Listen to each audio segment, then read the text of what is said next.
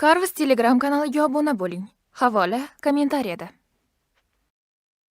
Ko'pchilik nezrit sovuti uchun himoya afsuni eng yaxshi deb o'ylaydi va men aldamayman, u juda ham yaxshi. Lekin o'zimning hardkor dunyoyimda uzoq vaqt yashaganimdan keyin uni yo'qotishni xohlamayman. Juda achinarli bo'lardi. Shuning uchun biroz izlanish olib bordim va sovutingizni yanada yaxshiroq qilishni ko'plab usullarini topdim. Oddiylardan tortib aqldan ozdiradiganlarigacha, masalan, cheksiz suv ostida nafas olish, noyob sovut bezaklari dizayni va hatto to'liq ishlaydigan o'zini teleportatsiya qila oladigani. Imkon qadar eng zo'r sovut to'plamiga ega bo'lish uchun barcha bosqichlarni bosib o'taman va dunyoyimni yo'qotmayman. Yaxshi, men hozirgina oddiy olma sovut yasadim va biz qilishimiz kerak bo'lgan eng birinchi ish bu narsaga o'yinni buzadigan noqonuniy afsunlarni qo'shishdir. Ya'ni himoya afsunlari, masalan, olovdan, o'qdan, portlashdan, tushib ketishdan va oddiy himoya afsunlari. Shunda siz hech qachon o'lmaysiz. Siz buni imkonsiz deb o'ylashingiz mumkin, chunki Minecraft bir vaqtning o'zida bir nechta himoya afsunlariga ega bo'lishga ruxsat bermaydi. Xo'sh, aslida buni qilishning bitta maxfiy yo'li bor va u juda ham oddiy. Birinchidan biz barcha 5 turdagi himoya afsun kitoblarini olishimiz kerak va buni qilishning eng yaxshi yo'li qishloqlar bilan savdo qilishdir. Shunday ekan, keling bu yigitni qutiga qamab kafedra yasaymiz. Shunda u kutubxonachi kasbini oladi va afsunlangan kitoblar bilan savdo qila oladi.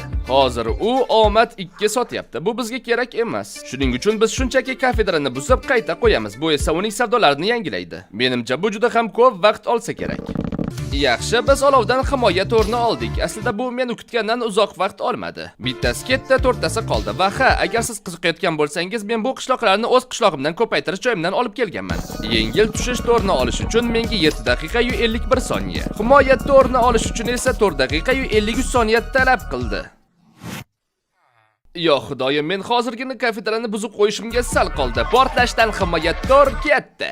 Dahshat, agar shuni buzib qo'yganimda yomon bo'lardi. To'g'risini aytsam, savdolardan chindan ham omadim kelyapti. Aslida bu ancha uzoq vaqt olishi kerak edi va meni qo'llarim ham og'rishni boshladi, lekin bizga faqat o'qdan himoya to'r kerak xolos.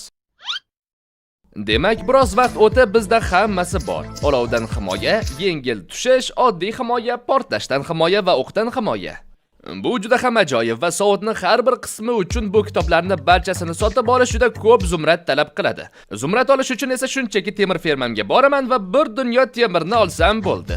Va menda temirchi qishloqchilarning butun boshli armiyasi bor, mana qarang. Ular bitta temirni bitta zumradga almashadi. Agar o'ylab ko'rsangiz, menda asosan cheksiz zumradlar bor va bu yaxshi. Keling endi bir qancha kitoblar yasab olamiz va barcha himoya afzul kitoblarini sotib olamiz.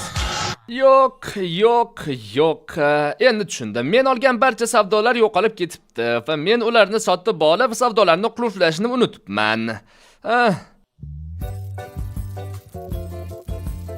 Mayli, hozirgina nima bo'lgani haqida gapirmaymiz, lekin men barcha savdolarni qaytadan topdim va barcha afsunlarni sotib oldim. Bu esa juda uzoq vaqt oldi. Biz yana narsalar yig'ishimiz kerak, masalan, nakovalniya, buni keyinroq bilib olasiz.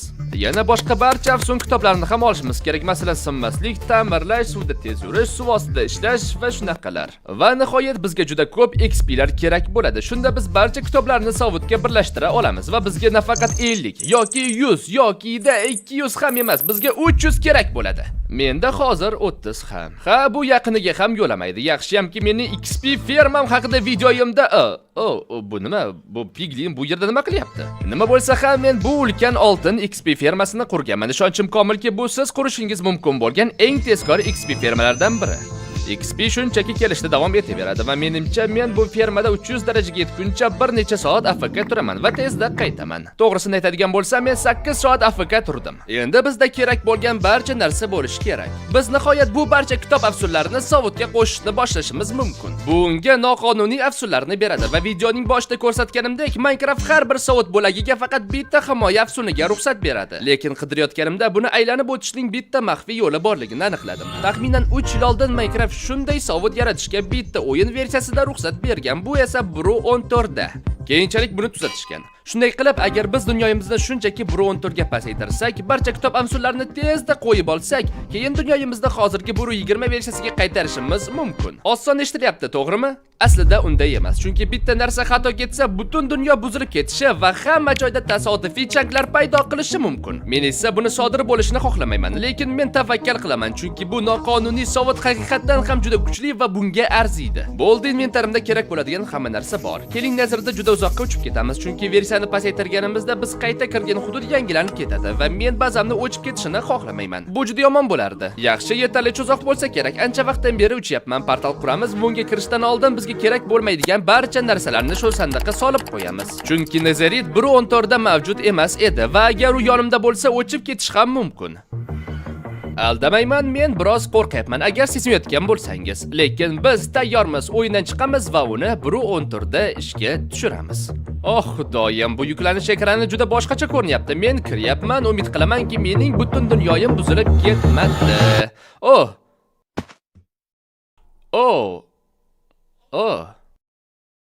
Menimcha o'xshadi. Ko'rib turganingizdek changlar yangilandi. Biz endi sahrodamiz.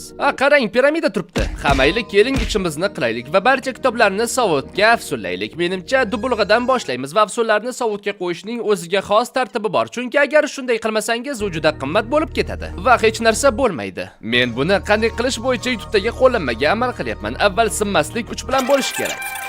Yaxshi, va endi ularning hammasi ikkita kitobga birlashtirib oldik va agar to'g'ri qiladigan bo'lsam, bu ishlash kerak. Va oxirgisi, yo xudoyim. Menga yaqinlashma. Men kravat olib kelishim kerak edi shekilli. Mana dubulg'aga qarang. Mayli, tan olish kerak, bu shunchaki dahshat ko'rinyapti. Yaxshi, endi shimlar bilan go'zalligini qarang. Ko'krak sovuti va etiklar. Va bitta muammo bor. Shunda Swift Snake yetishmayapti. Ko'rinib turganingizdek bu kitobda bo'lish kerak edi, lekin ko'rinmayapti. Mayli, keyin shug'ullanamiz. Ortga qaytish uchun shunchaki chiqib ketamiz. 1:20 da qayta kirishimiz kerak va agar to'g'ri qilgan bo'lsam, biz qayta bo'lishimiz kerak. Yaxshi, biz kirdik. Nimagadir okeanda suzib yurgan hayvonlarning o'ligi paydo bo'lib qolibdi. Yana portal quramiz, unga kiramiz. Barcha narsalarimiz shu yerda. Yaxshi. Yo xudoyim. Gaz tinch qo'ysang chog'ayni. Xo'sh, men qaytdim va bazamiz o'chib ketmabdi. Bo'lmasa uxlab yotgan bo'lardim. Keling, bu sovut qanchalik yaxshi ekanligini tezda sinab ko'ramiz. Men buni hali ko'rmadim. Yaxshi, mana bitta Creeper kel, qani qancha zarar yetkazarkansan? Agar men eski rasvo sovutni kiyganimda tartibim ishlab ketgan bo'lardi. Qaranglar, hattoki jonim ham ketmayapti. Ular o'z-o'zlarini bu haqiqatdan ham aql bovar qilmas ekan. Do'stim, bu zombida afsullangan temir qilich bor, lekin u hatto zarar ham yetkaza olmayapti. Eng yaxshi sovutni yasashning 5 bosqichidan birinchisi yakunlandi. Lekin bu hali hammasi emas. U yanada yaxshilanib boraveradi. Qaytgancha teleport haqida unutmaymiz. Demak, va ikkinchi qadam uni yangilash va unga eng noyob sovut bezagi dizaynini qo'yishdir. Keling, tezda buning uchun Nezerit olamiz va men shunchaki olmos fermamdagi qazish mashinalaridan qadimiy bo'laklarni o'g'irlayman, chunki men ularni ishlatmayapman. Xo'sh, Nezeritlar yetadi va biz hozir qadimiy agar adashmayotgan bo'lsam, bu yerga 200 dan ko'p marta urilganman. Agar hali bilmasangiz, Minecraftning so'nggi yangilanishida ularga sovut bezaklari qo'shishdi. Xo'sh, 11 xil naqshlar ichida bittasi borki, uni topish juda ham qiyin. Uni faqat qadimiy shaharlardan topish mumkin. Yo'q, bu yerda hech narsa yo'q. Ularning bu sandiqlardan paydo bo'lishi 1%. Va yo'q, men aldamayapman.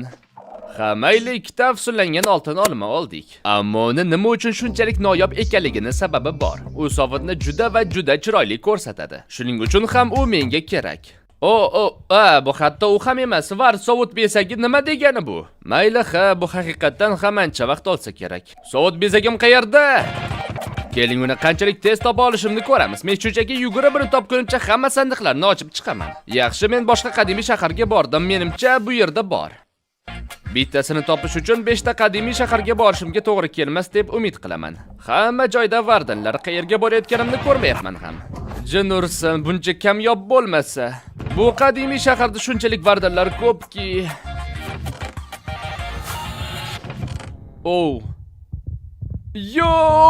Va nihoyat men buni topdim. Bu unchalik ko'p vaqt olmadi. Uzog'i bilan 30 daqiqa ketdi. Bu ayni muddo bo'ldi, chunki bu qadimiy shaharda juda ko'p vardanlar ko'payib ketdi. Agar yana 5 daqiqa bo'lsam, o'lib ketishim ham mumkin edi. Keling, uyga qaytamiz. Agar bitta sovut bezagiga ega bo'lsangiz, uni ko'paytirishingiz mumkinligiga ishonchim komil va sizga bir dunyo olmos kerak bo'ladi. Bam! Bam, tushunarli, bizga yana glubokoslanets ham kerak ekan. Bo'ldi, mana bam. Bizda barcha sovut bezaklari bor, lekin ularni sovutga qo'yishdan oldin keling uni neziritga aylantiramiz. Bam. Qaytgancha sovut bezagini qo'yish uchun biz qanday rangni xohlashimizni tanlashimiz kerak. Menimcha zumrad yashil, oltin sariq, olmos moviy, lazurit moviy, ametist ham moviy. Xo'sh, hammasini oldim va keling ular qanday ko'rinishini ko'ramiz. Yaxshi, birinchisi zumrad. Yo'q, xudoyim juda ham yaxshi ko'rinyapti. Oltin, olmos, bu juda ham menga yoqayapti. Lazurit mayli, bu juda ham rasvo. Kim sovutiga lazurit qo'ysa, do'stim, sen ahmoqsan. Yo'q, xudoyim, temir bundan ham battar ekan. Menimcha sovutingiz temirga o'xshab qoladi bo'ldi. Nezirit esa shunchaki sovutingizni qora qiladi. Bu aslida qandaydir ajoyib ko'rinyapti. Redstone rasvo, met ham shunaqa. Oxirgisi ametist. Yaxshi, bu yo nezirit yoki ametist va men qaysi birini tanlashni bilmayapman. Mayli, neziritni tanlayveramiz. Umid qilamanki, bu yomon ko'rinmayapti. Agar shunday bo'lsa, men uxlashga yotaman. Men yomon yoki yaxshi ko'rinayotganimni ajrata olmayapman. Mayli, elitra bilan juda ham yaxshi ko'rinyapti. Aldamayman, nezirit ishlatganimiz to'g'ri bo'ldi, chunki biz eng yaxshi sovut to'plamini yaratishga harakat qilyapmiz. Mayli, hozir tun va bu sovut qorong'uda chindan ham dahshatli ko'rinyapti, xuddi men Batmanman. Xo'sh, ikkinchi bosqich yakunlandi. Sovut noqonuniy afsullarga va neziritli eng noyob sovut bezaklariga ega. Shuningdek, qadimiy shaharlarda sovut bezagini qidirayotib, men Swift Snake 3 kitobini topib oldim va men uni shimimga qo'yishim kerak. Bam! Lekin hozir siz keyingi qadam nima ekanligi haqida qiziqayotgandirsiz, chunki eng yaxshi sovut to'plamini qilish uchun qo'limizdan kelgan hamma ishni qilib bo'ldik, to'g'rimi? Yo'q, Minecraftda eng yaxshi sovut to'plamiga ega bo'lish uchun yana ko'p narsalar bor. Masalan, birinchisi bu charm etik. Ha, chunki charm etik kiyganingizda ular sizni qorga cho'kib ketishingizdan saqlaydi. Ko'rib turganingizdek, menda hammasi joyida va cho'kmayapman. Lekin ularni yechsam, mana men cho'kayapman va sovuqdan o'lishni ham boshlayapman. Keling, bu narsani maksimal darajada afsullaymiz va unga eng noyob sovut bezagini qo'yamiz. Men unga muzda yurish 2 ni qo'ydim. Agar suvga duch kelganingizda va siz birdaniga cho'kib ketasiz, nega bunaqa bo'ldi? Bu etiklar meni suvdan va qordan saqlaydi. Mana bu joyga qo'yib qo'yamiz. Va ikkinchi sovut bo'lagi bu oddiy oltin shim. Shunda siz nezarga borib, uni kiyganingizda hech qanday piglin sizga hujum qilmaydi. Agar yechsam, unga bu yoqmaydi. Xo'sh, keling buni maksimal darajada afsullaymiz va unga sovut bezagini qo'yamiz. Yo'q, xudoyim, qarang, bunga yashil rang haqiqatan ham ajoyib ko'rinyapti.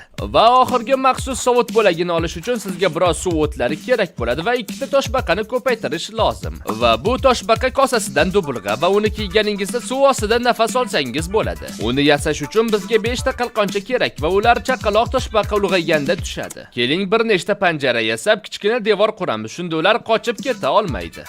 Menimcha bu meni ko'p vaqtimni olsa kerak. Yaxshi, men toshbaqalarni ko'paytirdim va ko'proq tuxum oldim. Bittasi mana paydo bo'ldi 40 daqiqada. Chaqaloq toshbaqalar juda kichkina ekan, qarish shoshmang, qani o'tqizsa bo'larmikan? Yo'q, bo'lmas ekan. Chaqaloq toshbaqani ulg'ayish jarayonini tezlashtirish uchun men unga shunchaki ko'plab suvatlarni yediraman. Yo'q, xudoyim, u bir qop ovqat yedi va hatto o'smadi ham. Mayli, men ko'proq suv topib kelgunimcha ulg'ayibdi, lekin mana qalqoncha yaxshi 5 tadan bittasi bor. Endi xuddi shu ishlarni qilib qolgan 4 tasini ham oldim va dubulg'ani yasadim. Ha, men hazillashmayapman. Buni olish uchun 2 soat vaqtim ketdi. Negadir toshbaqa tuxumlarini ochib chiqishi uchun 1 asr vaqt ketdi. Endi bu dubulg'ani kiyganimda ehtimol ekranning yuqori o'ng burchagida effekt belgisi borligini payqagandirsiz va bu bizda cheksiz suv ostida nafas olish qobiliyatimiz borligini bildiradi. Shu sababli biz hech qachon cho'kib ketmaymiz va bu haqiqatan ham katta muammo edi. Keling, buni maksimal afsullaymiz va sovut bezagini qo'yamiz. Bu boshqa qo'shimcha jihozlar kabi samarali emas, lekin bu eng zo'r ko'rinishga ega ekanligi aniq. Mana bo'ldi. Bizda barcha turli vaziyatlar uchun barcha qo'shimcha jihozlar bor. Bu biroz oshirib yuborishdek tuyulishi mumkin, lekin maqsad ham shuda. Yaxshi, va endi qilishimiz kerak bo'lgan 2 ta bosqich qoldi. Teleportatsiyani qilishimizdan oldin bizga qo'shimcha narsalar kerak bo'ladi va men bu deganda to'liq afsullangan qalqonni nazarda tutyapman. Nima, sizga sehrlangan qalqon kerak emasmi? Afsullangan chaqmoq tosh va sehrlangan oltin olma. Bazamga magnetit o'rnatib, unga kompasni bog'layman. Shunda men har doim uyga qanday qaytishni bilaman. Afsullangan qaychi va albatta 2 ta narsalar. Bittasi sadoqat 3 bilan. Shunda momaqaldiroq bo'lganda men maxluq boshlarini olib, o'sha momaqaldiroq ishlarini qila olaman. Keyingisi suv oqimi 3 bilan. Shunda yomg'ir yog'ayotganda men elitram bilan juda tez sayohat qila olaman. Sayohat haqida gap ketganda, men Minecraftdagi har bir sayohat usulini sinab ko'rgan joyimga borsam, ha, men har bittasini sinab ko'rganman. Keling, dunyodagi eng tezkor otni olamiz. Uni olishga meni bir umr vaqtim ketgan. Nega bunchalik tezkor otni qilgansiz, bu ot suza olmaydi. Keling, unga olmos sovut kiydiramiz va endi qachonki elektron sinib qolsa, men shunchaki shu otdan foydalanaman. Suv va lava, favqulodda raketalar va ko'plab sandollar va arqonlar, biroz TNT, chunki hammamiz bilamizki TNT juda qo'l keladi. Va keling, o'tgan videoda qurgan ulkan savdo avtomatim oldiga borib, biroz oltin olmalarni olamiz, chunki bu mashina aslida cheksiz oltin olmalar ishlab chiqaradi. Ha, bilaman, bu maqtanish. Ha, bular ko'payib ketibdi. Keling, bulardan oltin olmalar yasab olamiz. Va shu yerdaligimizda keling, oddiy ovqatlar ham olamiz va oltin sabzilarni tanlayman. Chunki ular juda ham foydali. Bam, ularni biroz kutamiz. Xo'sh, bo'ldi, hammasini olamiz. Men uni qurganimdan juda minnatdorman. Yaxshi, oxirgi bir ikkita narsa bu mayak va uni to'liq quvvatlash uchun kerakli bo'lgan temir bloklar. O'qlari bilan to'liq afsullangan kamon va albatta sevimli shoximni unutolmayman, chunki u eng yaxshi ovoz chiqaradi. Va mana bo'ldi. Bizda endi kerak bo'lib qolsa, bizda asqotadigan barcha narsalar bilan to'la shalker qutisi bor. Shunday qilib, endi men butun shalker qutisini ko'tarib yurishimga to'g'ri keladi. Hech kerakmi? Bor mana. Bu ol tushunmadim nimalar qilyapti o'zi. Yaxshi, bu sovutni yasashdagi oxirgi bosqich va teleportatsiya qilish qobiliyati. Ha, to'g'ri eshitdingiz. Bu video uchun izlanish olib borayotganimda buning imkoni borligini bilib qoldim va mening aql imkoniyatlarimni lol qoldirdi. Va bu aslida juda oddiy va men nima uchun hech kim buni suiiste'mol qilmaganini yoki ishlatmaganini bilmayman. Lekin keling, u ishlaydi deb umid qilamiz, chunki men buni hali sinab ko'rmadim. Men ko'rayotgan videoga ko'ra sizga kerak bo'ladigan materiallar shunchaki biroz redstone mashinalari, redstone bloklari, ikkita tarqatgich va bitta uloqtirgich va qarimmoq. Bu aslida buni ishlashni ta'minlaydigan asosiy qismlardan biri. Lava, qurilish bloklari va boshqa barcha oddiy narsalar. Va bizga kerak bo'ladigan oxirgi narsa bu bir nechta ender marvaritlari. Yaxshi, va bizda kerakli barcha materiallar bo'lishi kerak. Keling, mashinani shu yerda maydonning o'rtasida quramiz. Birinchi qadam 7 blok chuqurlikdagi teshikni qazish, xuddi shunday. Tepaga suvni qo'yamiz va keyin uning eng tubiga Soul Land qo'yib hammasini suv o'ti bilan to'ldirib chiqamiz. Suv o'tini buzamiz va mana shunday pufakchalar chiqadi. Va ko'rib turganingizdek men pastga suza olmayman va u meni shunchaki tepaga itaradi. Agar ichiga ender marvaridini tashlasangiz, u suzib yuradi va sizni teleportatsiya qilmaydi. Endi biz shunday mashina qurishimiz kerakki, u bu ender marvaridini faollashtirib, meni qachon xohlasam o'z buyrug'im bilan shu yerga teleportatsiya qilsin. Yo'q, bunday narsa umuman ishlamaydi. Juda ham kulgili ko'rinyapti. Biz uloqtirgichni shu yerga qo'yamiz, yog'och bosim plitasi, unga ulangan lyuk va redstone 16 blok tashqariga chiqadi. Bu hozircha ma'nosizlik tuyulishi mumkin, lekin ko'rasiz, shunchaki kuting. Biz nether portalni quramiz, u chang yuklagich bo'lib ishlaydi. Ikkita blok bu yerga, tarqatgich va bu yerga voronka, quvvatlangan rels, detektor rels, ikkita oddiy rels va keyingi bu chetiga lava chelagini qo'yamiz. Va endi biz nether ichiga kiramiz va xuddi shunday narsani quramiz. Mana shunday. Va hozir salom, kerakmas, qanaqasiga bo'lsa ham orqamdan kiribdi. Nima bo'lsa ham endi bu relsga vagonetga qo'ysak, u nether orqali o'tadi va keyin qaytib keladi. Netherga o'tadi va yana qaytib keladi. Netherga o'tadi va yana qaytib keladi. Asosan bu narsa chanklarni yuklaydi, chunki vagonetka portalga kirganda o'yin bu chanklarni yuklaydi. Bu chank yuklagich. Endi biz buni redstone tarmog'iga ulaymiz. Xuddi shunday va bu quvvatlanmagani uchun uni o'chiradi. Va mana bo'ldi, teleportatsiya mashinasi ham tayyor. Men sizga uni qanday ishlashini ko'rsataman. Va keling, uni haqiqatan ham ishlaydi deb umid qilamiz. Qilishimiz kerak bo'lgan narsa buni ichiga marvaridni qo'yish va qarmoq bilan mana bu yog'och bosim plitaga ilintiramiz. Uloqtirgich sizga ender marvaridini beradi va lyuk ochiladi. Siz qarmoqni chap qo'lingizga olishingiz kerak. Shunda u ilingan holda qoladi va ender marvaridini suvga otasiz. Va endi biz shunchaki juda ehtiyotkorlik bilan ipni uzib yubormasdan nether portaliga yugurib borishimiz kerak. Yaxshi, menimcha bu ishladi. Qarmoq hali ham ilingan holatda turganga o'xshamayapti, lekin u ilingan. Endi qilishingiz kerak bo'lgan narsa bu inventarga solib qo'yish. Tezkor panelga emas, inventarga. Agar tezkor panelga solsangiz, menimcha ishlamaydi. Ha, endi tayyor. Endi xohlagan ishingizni qilishingiz mumkin. Sandiqlarni tekshirishingiz, salomlashingiz, aylanishingiz, xohlagan narsangizni qilishingiz mumkin. Qaytib teleportatsiya bo'lishni xohlasangiz, qilishingiz kerak bo'lgan yagona narsa qarmoqni olib, uni tezkor panelga qo'yib tortishingiz kerak. Yo xudoyim, bu rostdan ham ishlayapti. Men buni ishlamaydi deb qo'rqqanim, chunki men ko'rgan video 1.16 da edi. Ha, bu rostdan ham ishladi va bu juda ham ajoyib. Masalan, aytaylik, siz Nezerda maxluqlar bilan urushib olyapsiz. Yo xudoyim, hozir o'laman, men yordam deysiz va qarmoqda olib shunchaki bosasiz.